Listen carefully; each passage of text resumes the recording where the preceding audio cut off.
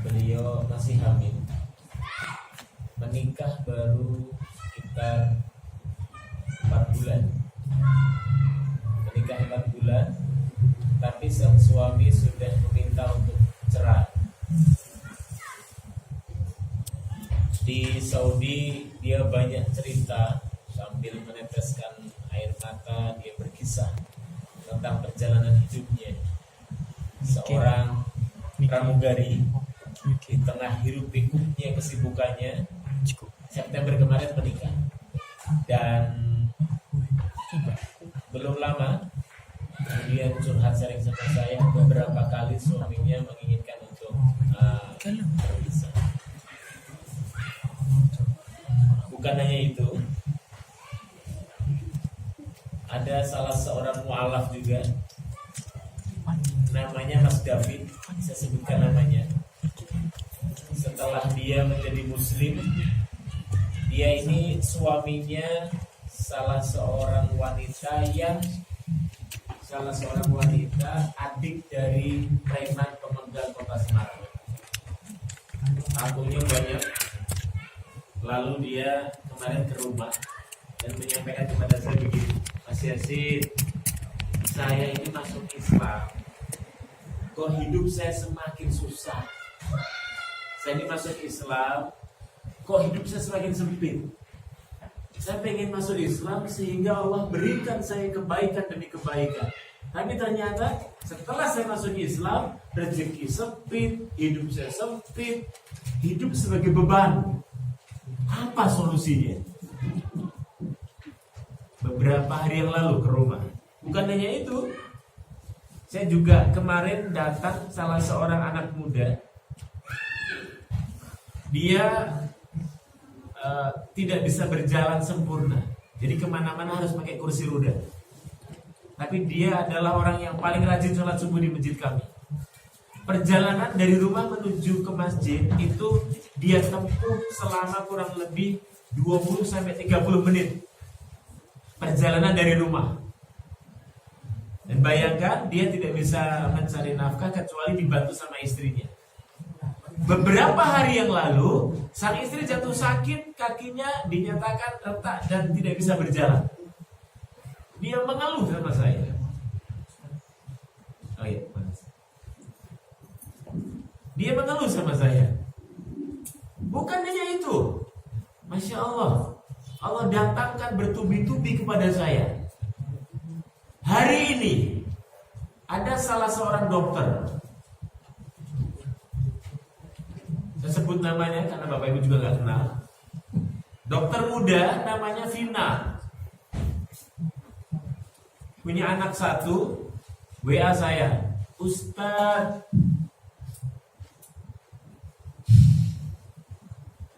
dia mengajak saya untuk berpindah agama. Mau gak Ustadz pindah agama Kristen? Terus nanti ya mengajak untuk melakukan sesuatu. Kenapa? Karena sudah berbulan-bulan sang suami tidak ditemukan. Sang suami sedang belajar proses dokter spesialis. Dan sampai hari ini tidak memberi kabar bagaimana posisi, di mana dia, keberadaannya di mana, nggak tahu. Maka dia galau dengan ditinggalkan seorang anak kecil. Apa artinya? Artinya adalah bahwasanya ujian bukan hanya milik orang lain. Ujian juga milik siapapun kita. Dari mulai seorang dokter bernama Vina, Mas Har, seorang yang tidak bisa berjalan, dia bekerja dibantu dengan istrinya, dan hari ini istrinya dinyatakan sakit patah tulang. Sampai seorang yang bertato di sekujur tubuhnya, Mas David, dia tidak bisa menemukan kebahagiaan justru ketika masuk Islam. Masya Allah. Dan jamaah umroh, saya sebut namanya karena Bapak Ibu juga gak kenal.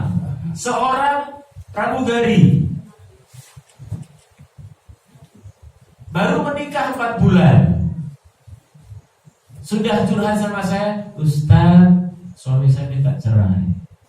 Baru 4 bulan dan dia dalam kondisi hamil.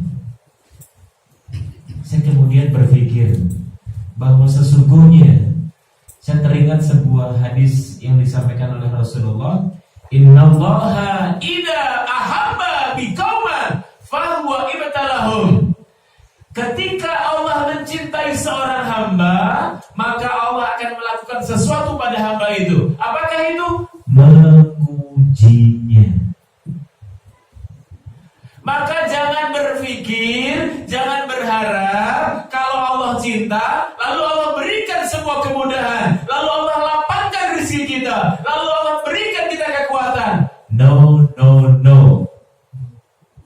Barang siapa diuji oleh Allah, sesungguhnya bertanda saat itu Allah sedang ingin mencintai kita. Karena seringkali kita kembali kepada Allah hanya ketika ujian. Ujian itu, Assalamualaikum Bapak. Ujian itu seringkali justru bisa memaksa hamba Allah untuk kembali kepada Allah. Ujian kesempitan, ujian kelaparan, ujian sakit, ujian apapun itu.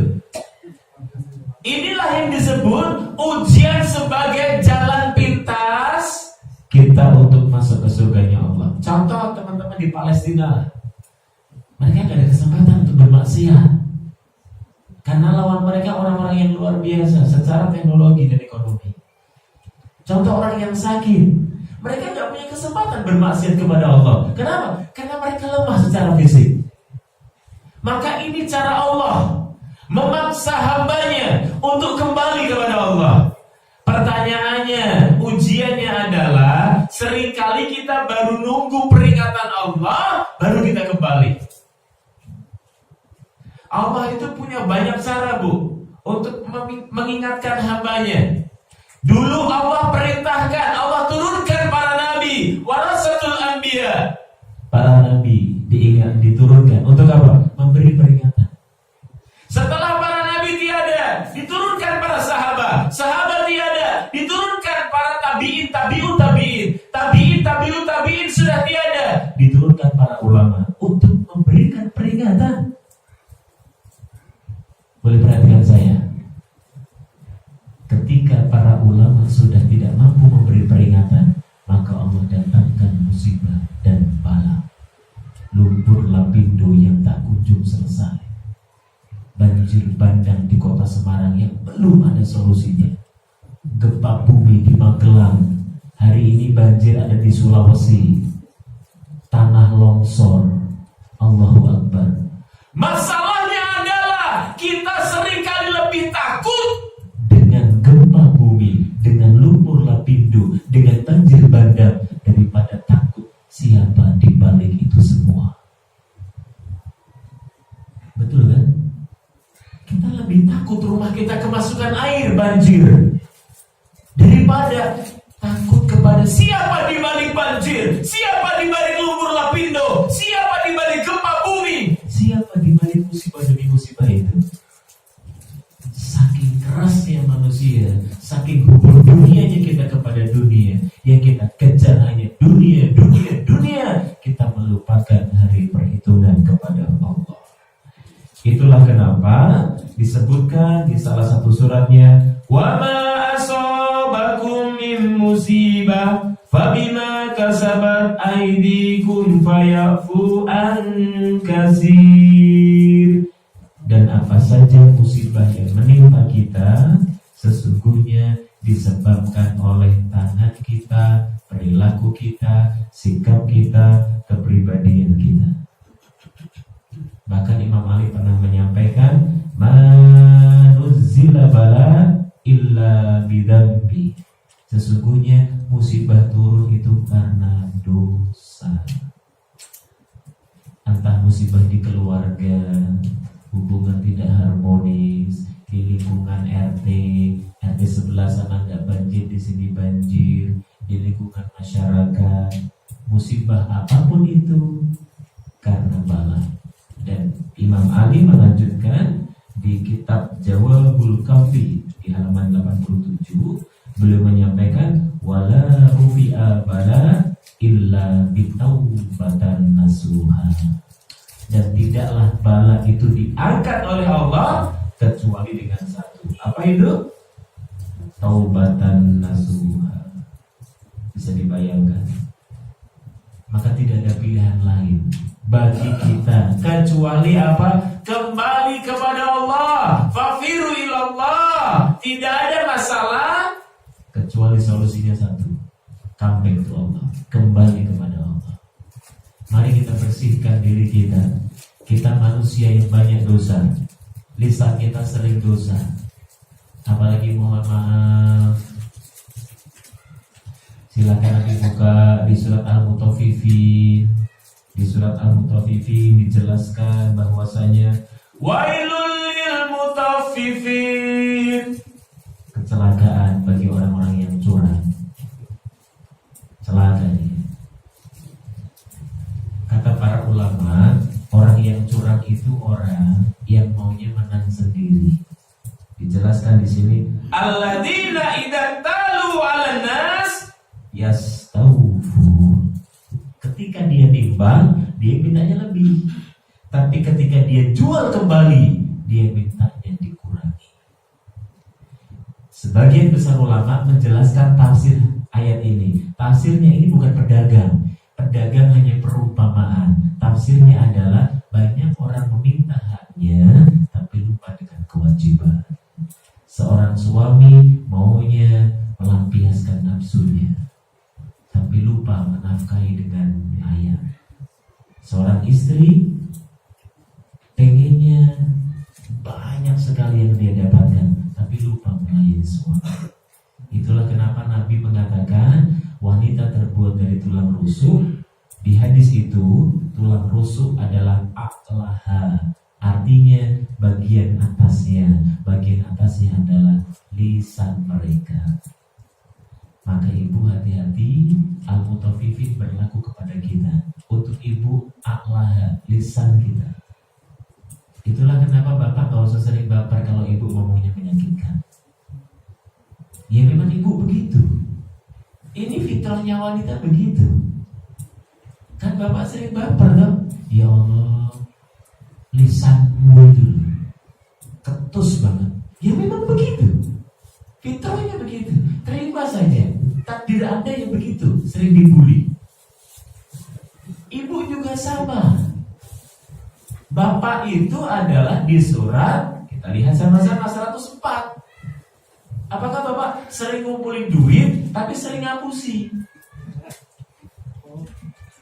Yang disetor ke ibu gak semuanya. Karena Bapak tahu wanita itu pintar cari uang, diumpetin di mana aja tahu. Makanya kalau kita paham tentang ayat ini, kita akan memahami betapa setiap ujian yang menimpa kita sesungguhnya adalah peringatan untuk hamba-hambanya. Terima. Karena di dunia tidak ada kebahagiaan sejati. Anda harus terima setiap ujian. Itu cara Allah mentarbiyah, mendidik, melatih jiwa kita agar kuat. Gak ada di dunia itu bahagia. Gak ada. Kok bisa mas? Bener. Coba buka di salah satu surat, di surat Hud ayat 108. Disampaikan di sini bahwa wa ammal ladzina su'idu fa fil jannah. Ini ayat Quran. Dijelaskan bahwasanya ini dikisahkan oleh salah seorang ulama besar bernama Abu Fairuz. Beliau ketika baca ini, kemudian pas baca Fafil Jannah, gurunya lewat. Gurunya bilang stop. Saya Fairuz kaget. Kenapa di stop? Ada mutiara besar yang harus kau ambil dari ayat itu. Mutiaranya apa? Mutiaranya adalah di ayat itu disebutkan dan ada pun orang-orang yang berbahagia itu tempatnya di surga. Jadi jangan harap bahagia bu di dunia, karena dunia tempatnya bala dan ujian bagi manusia. Orang-orang beriman Ibu, terima takdir Anda punya suami begini, terima. Bapak, terima takdir Anda punya istri begini. Dulu, Masya Allah, cantik, putih, komplit, bodinya kayak gitar Spanyol. Sekarang seperti jajaran ginjal, nggak berbentuk, betul? Maka terima takdir kita. Bahagia sejatinya di surat Al-Hud itu hanya ada di surga. Masalahnya adalah kita seringkali cari bahagia di dunia. Sebagian kita berpikir bahagia itu kalau istri cantik, bahagia itu kalau uang banyak, bahagia itu kalau banyak dipuji sama suami, bahagia itu kalau bla bla bla bla. Tasnya setiap hari baru, jam tangannya baru, sepatunya baru, jilbabnya bisa ganti-ganti. Itu bahagia? Belum tentu. Enaknya bahagia ya kalau istrinya cantik. Kemarin saya mengisi di Kudus. Setelah saya ngisi, belum selesai itu, saya ngisi 2 hari. Pas break zuhur, salah seorang peserta datang memeluk saya sambil menangis. Dia hampir pisah dengan istrinya. Kenapa? Karena dia ketika kerja, setiap melihat wanita selalu lebih cantik daripada dirinya. Ustaz, kenapa saya lihat wanita kok masih lebih cantik daripada istri saya? Ternyata kenapa banyak wanita di luar sana lebih cantik? Karena kita belum bermasalah dengan mereka. Itulah kenapa kita berpikir mereka lebih cantik. Maka biar istri kita paling cantik di rumah, kuncinya satu, perbanyak wudul basyar, tundukkan pandangan. Tundukkan pandangan kita. Masya Allah. Agar istri kita menjadi wanita yang paling cantik di atas muka bumi. Maka Bapak Ibu semuanya, suatu ketika Ummu Aiman pernah didatangi oleh para sahabat Umar dan juga Abu Bakar sepeninggal Nabi Muhammad ya. Tapi ketika hadir, Masya Allah,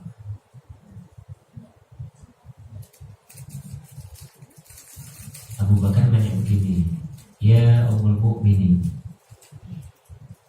kenapa kau menangis terus? Bukankah Muhammadmu, Rasul kita semua, sudah berbahagia di surga bersama dengan Allah? Lalu kemudian Ummu Aiman sambil menyeka air matanya, dia berkata kepada Abu Bakar, Umar dan para sahabat yang datang saat itu.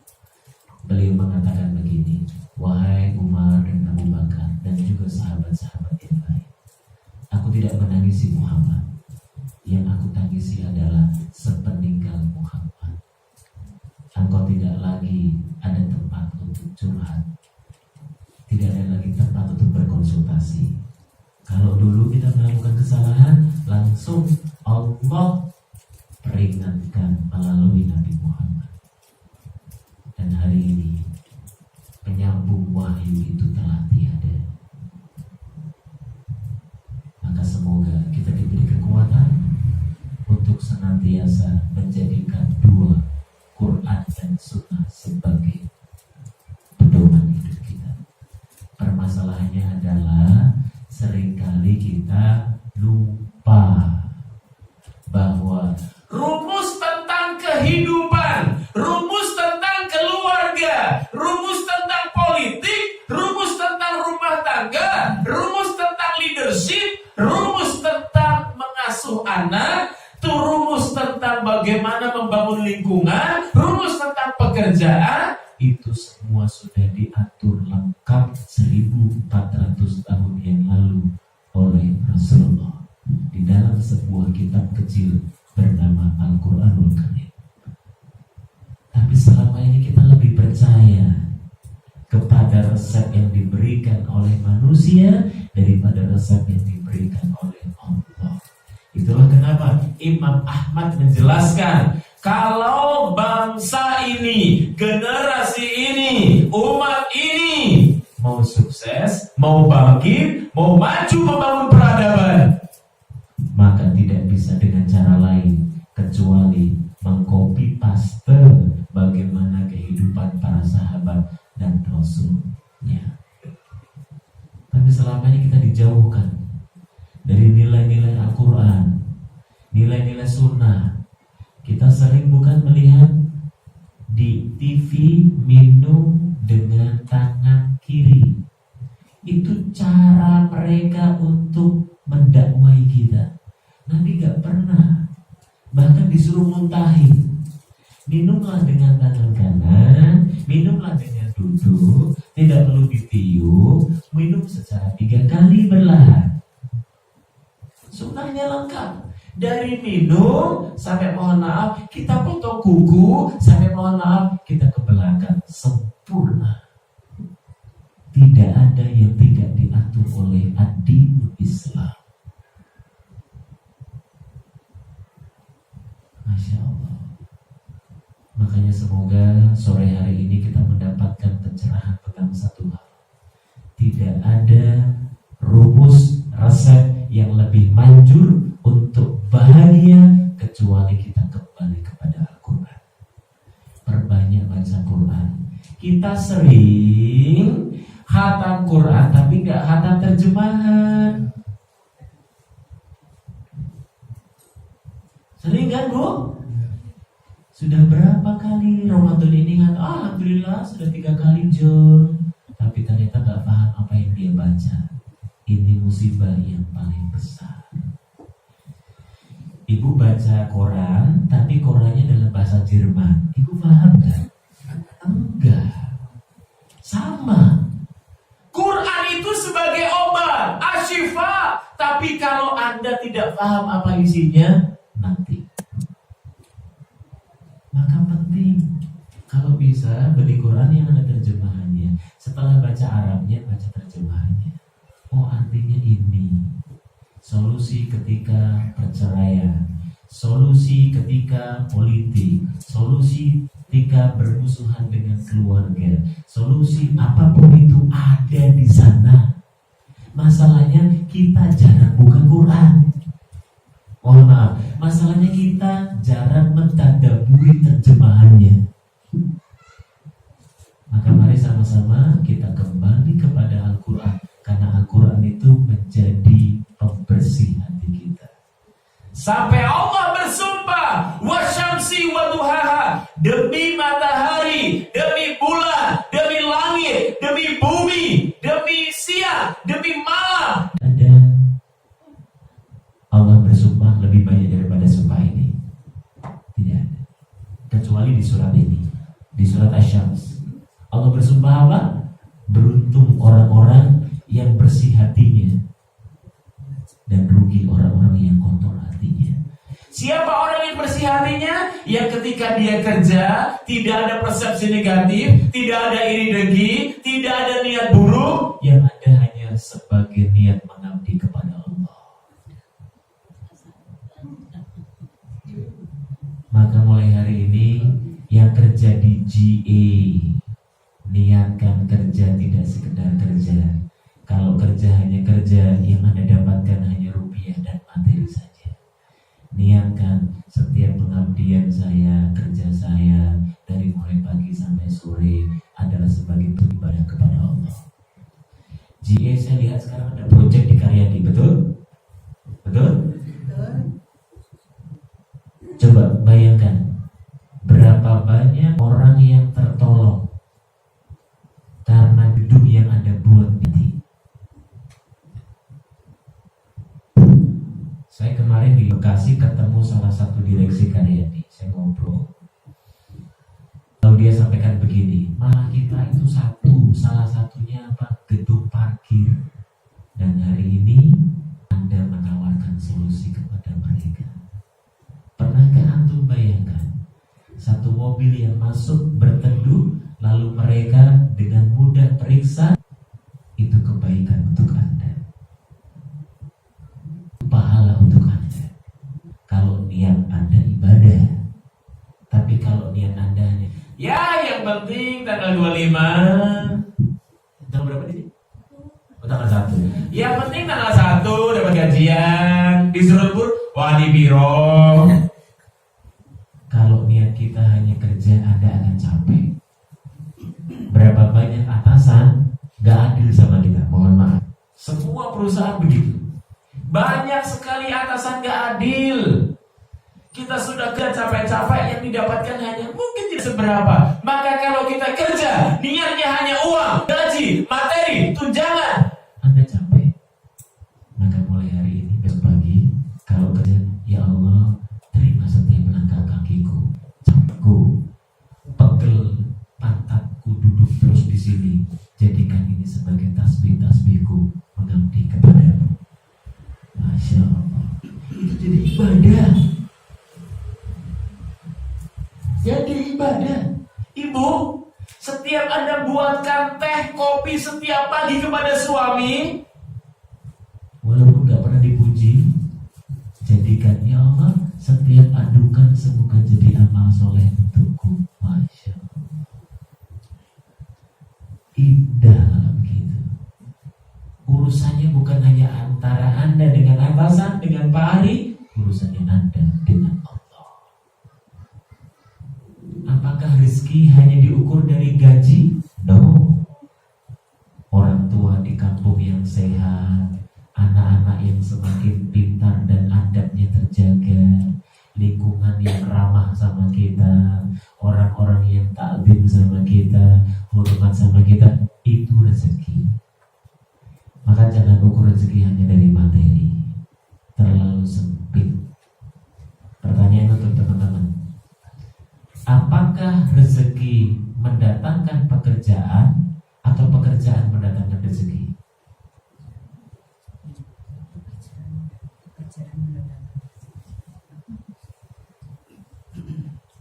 Yang benar adalah rezekinya Allah menghadirkan pekerjaan untuk kita. Maka ingat, ini ilmu tauhid. Semua harus kembali kepada Allah. Gaji yang Anda dapatkan bukan karena capek Anda, bukan karena Anda kerja di sini, tapi karena Allah berikan Anda rezeki melalui GA, melalui aktivitas Anda setiap hari. Maka mulai hari ini, semoga setiap aktivitas yang kita lakukan di kantor, ibu di rumah, mbah di kampung, niatkan untuk mengabdi kepada Allah. Ibadah. Wa ma khalaqtul jinna wal insa illa liya'budun. Tidaklah diciptakan jin dan manusia kecuali ibadah. Ibadahmu bukan hanya sholat, bukan hanya puasa, bukan hanya haji, tapi ibadahmu Anda sebagai security di GA, Anda sebagai kebersihan di GA, Anda sebagai kru di GA, Anda sebagai pesuruh di GA. Demi Allah, itu semua adalah jalanmu mengabdi kepada Allah hingga semua nanti kita kembali kepada Allah. Wallahu muwaffiq ila aqwamit thoriq. Wassalamualaikum warahmatullahi wabarakatuh.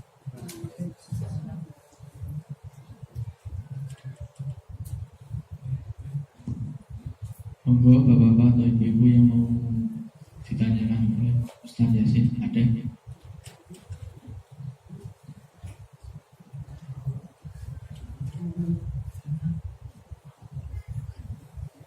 Ada?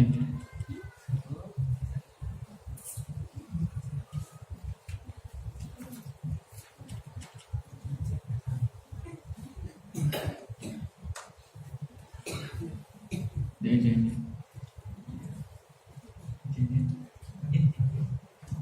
Dia wajib.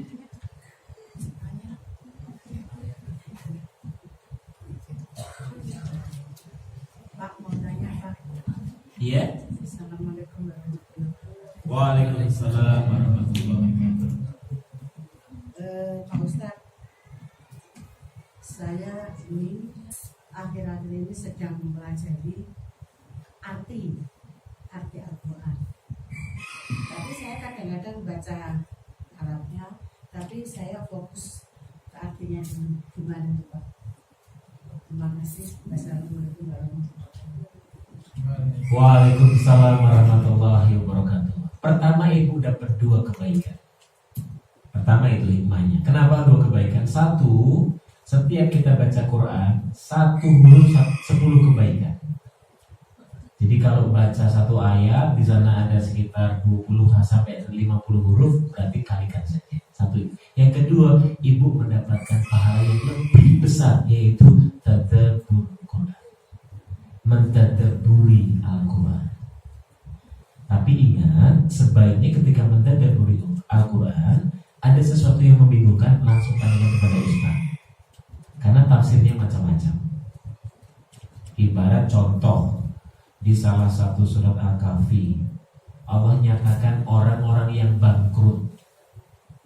Orang yang bangkrut itu orang yang dia merasa banyak amal solehnya tapi gak ada artinya di sisi Allah.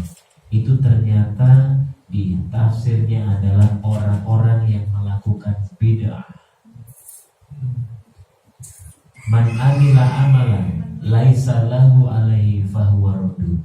Barang siapa melakukan amalan yang tidak pernah dicontohkan, maka dia tertolak.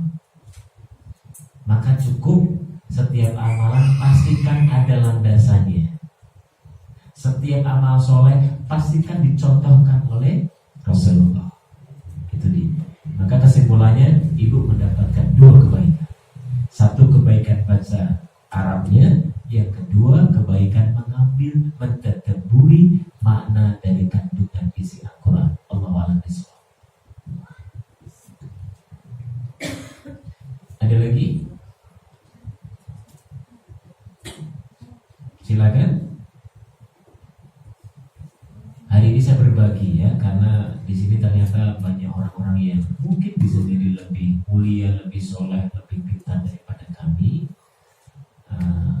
Jadi kita berbagi saja. Silakan kalau ada. Atau 2 penanya, 1 bertanya, 1 menjawab.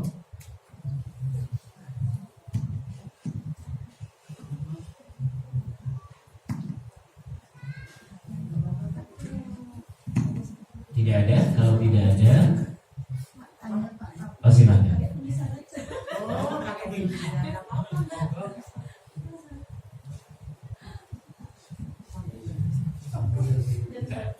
Di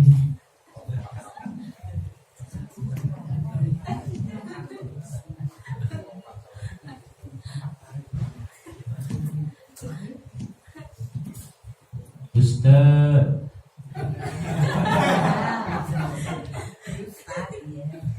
Masya Allah, di panggilan cinta ini ya.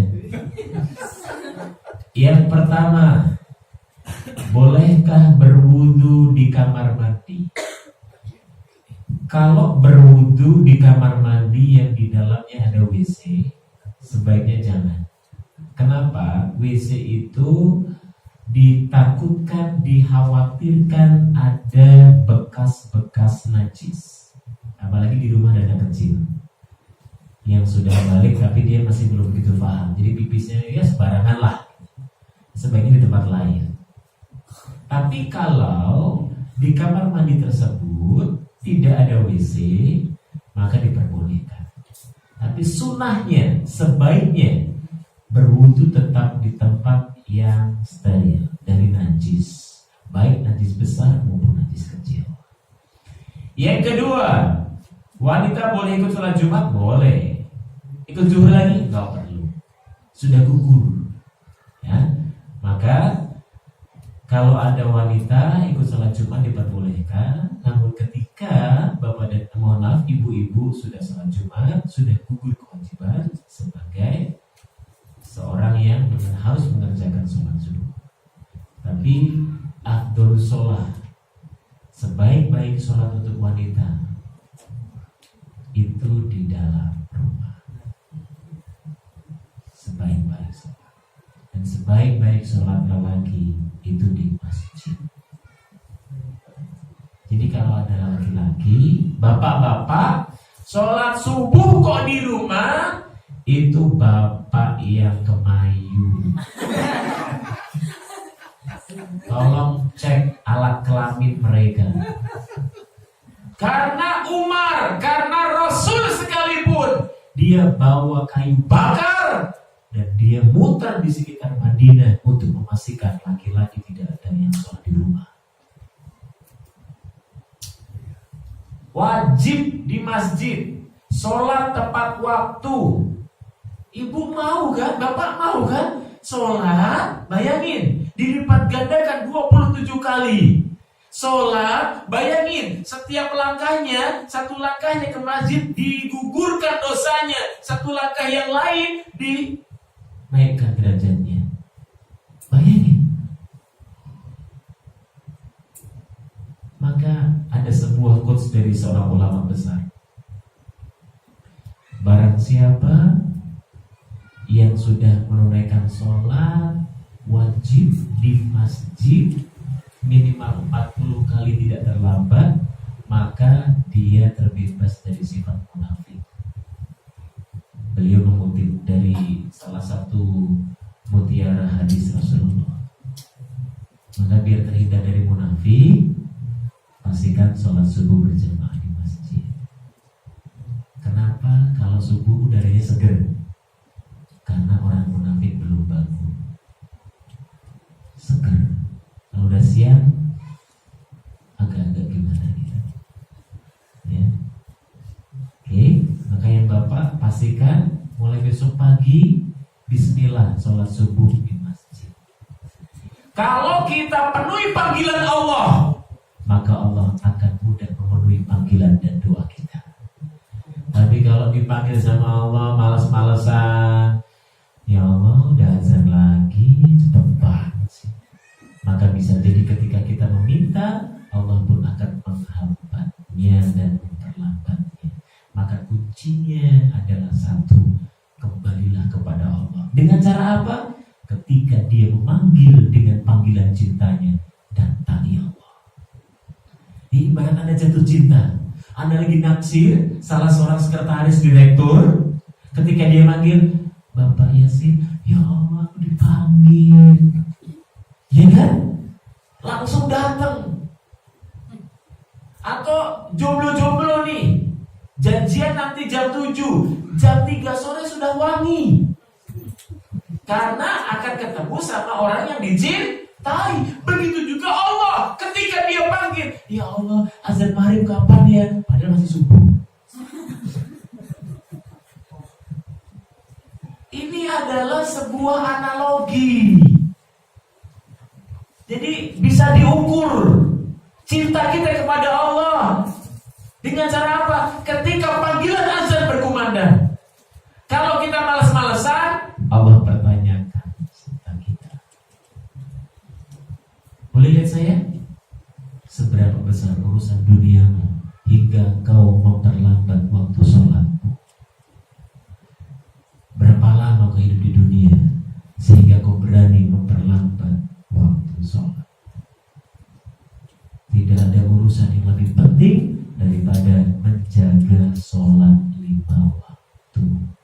Semua urusan di dunia remeh selama engkau menunaikan sholat tepat waktu. Bismillah. Jadi solusinya ada di sini. As-sholatu ala waqtiha. Masalah apapun itu, Allah alam bisawab. Cukup? Sudah jam 5? Iya. Tadi menyambung masalah tempat sholat. Bagaimana kedudukan tempat sholat? Mungkin dikatakan orang untuk sholat, tapi yang jelas suatu ruangan yang dipergunakan untuk sholat. Misalnya contoh tempat sholat yang ada di rumah sakit, kemudian di pom bensin, dan tempat lain. Itu bagaimana kedudukannya? Iya. Kita bandingkan dengan musola yang setiap hari ada dan bagi ada. Iya. Terima kasih pertanyaannya Bapak. Jadi kalau di Saudi itu gak ada yang namanya musola. Everything place for praying di sana adalah masjid. Tapi masih dibagi dua, satu masjid jami, satu masjid. Masjid jami yang digunakan untuk Jumatan. Masjid biasa ya mungkin seperti tadi yang ada di kantor-kantor. Maka sebaiknya untuk memakmurkan masjid, tugas kita adalah memakmurkan masjid-masjid yang di dalamnya dilaksanakan sholat lima waktu. Kan ada tuh musola atau masjid yang sepi, maka tugas kita adalah memakmurkan di sana. Ya, bukan masjid yang di rumah. Kan di rumah ada masjid, Ustaz. Ada kok kita buat musola di rumah? No, itu bukan masjid. Ya, itu namanya tempat atau ruangan untuk sholat sunnah. Sholat sunnah. Karena sebaik-baik sholat sunnah itu di rumah. Sebaik-baik sholat wajib bagi laki-laki itu di masjid. Allah alam bisawab. Iya. Ada mungkin yang lain? Kalau tidak ada, iya.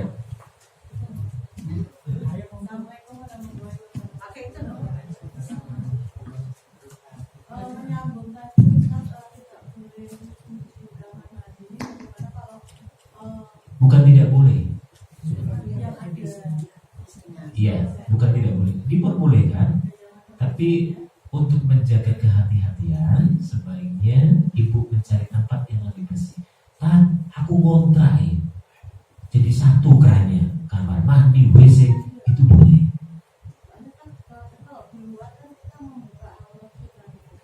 Ya, itulah jawabannya seperti itu. Kalau di kantor, kan di kamar mandi ada WC-nya, diperbolehkan. Jadi saya tidak mengatakan tidak boleh tadi.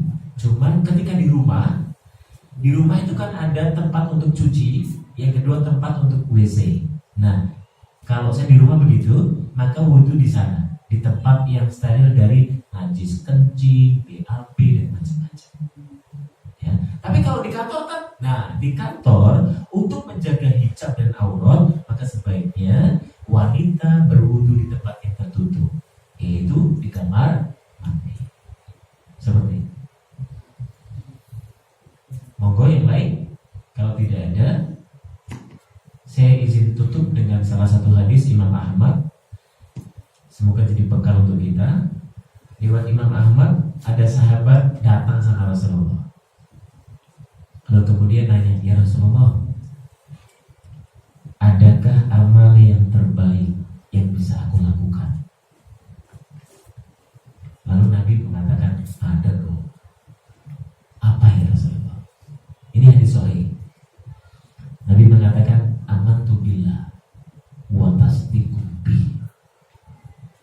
Kau yakin kepada Allah yang memberi rezeki, yang mengatur segala urusanmu. Hidup matimu Allah yang menentukan. Walaupun seluruh isi dunia mencelakakanmu, tapi Allah melindungimu, engkau akan selamat. Amantu billah, yakin kepada Allah. Jangan yakin kepada selain Allah, karena mereka tidak ada kekuatan. Angel ya, kata sahabat. Lalu nanya lagi, sahabat apa nubik min zalik? Lalu kemudian Rasulullah menjawab, ada as-samahatu bis-sabr, lapang dada, sabar terhadap apa yang orang lain katakan. Sering gak tetangga kita ngomong nyelekit sama kita? Sering. Pernah gak pasangan hidup kita ngomongnya, ya Allah nyakitin banget? Pernah? Pernah. Maka kata Rasulullah, as-samahatu bis-sabr, sabar ya, itu amal terbaik. Wangel ya Rasulullah. Ini sahabat ini. Ahwalu min zalik, adakah yang lebih ringan? Nabi katakan yang terakhir, wonten. Apa itu? Nabi katakan, ala tattakhid mauta. Jangan pernah berprasangka kepada Allah kecuali prasangka baik. Seberat apapun ujian Anda. Ya Allah, kenapa ujianku begitu berat ya Allah? Aku orang paling berada di atas muka bumi. Dia mendramatisir. Apakah Apakah ketika dia mendramatisir? Apakah ketika dia mengeluh? Terus ujiannya selesai? No. Maka jangan pernah berprasangka kepada Allah kecuali prasangka baik. Maksudnya apa sih ini ya Allah? Ya Allah, kenapa takdirmu begitu menyakitkan bagiku? Jangan pernah berprasangka kecuali prasangka baik. Karena Allah tidak pernah zalim, Allah gak pernah aniaya. Allah itu cintanya gak pernah menyakiti. Kita saja yang cetek pikirannya. Mulai hari ini, apapun ujiannya, berprasangka baik kepada Allah. Dan yang kedua, jangan ngeluh sama manusia. Ya Allah, aku kok punya masalah begini ya bro. Cip, aku kok ada masalah begini ya. Jangan ngeluh sama manusia. Boleh lihat saya? Ketika engkau mengeluhkan masalahmu kepada manusia, sesungguhnya engkau sedang mengeluhkan Allah yang Maha Kuat kepada manusia yang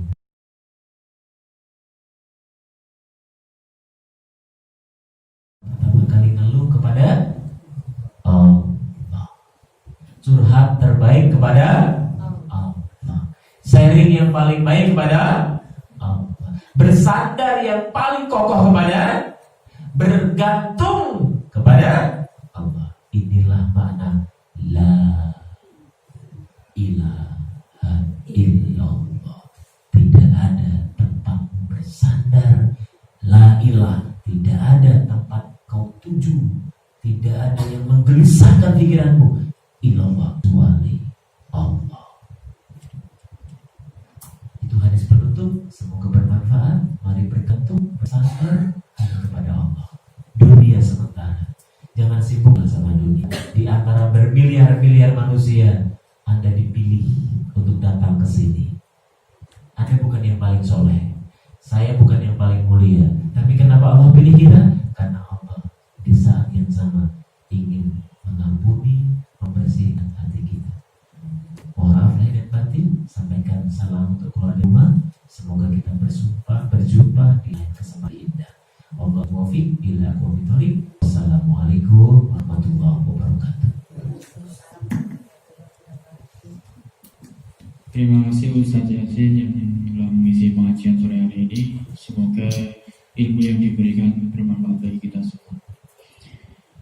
Alangkah baiknya kita tutup acara pengajian sore hari ini dengan doa kafaratul majlis. Subhanakallahumma wa bihamdika Asyhadu an la ilaha illa anta astaghfiruka wa atubu ilaik. Wassalamualaikum warahmatullahi wabarakatuh.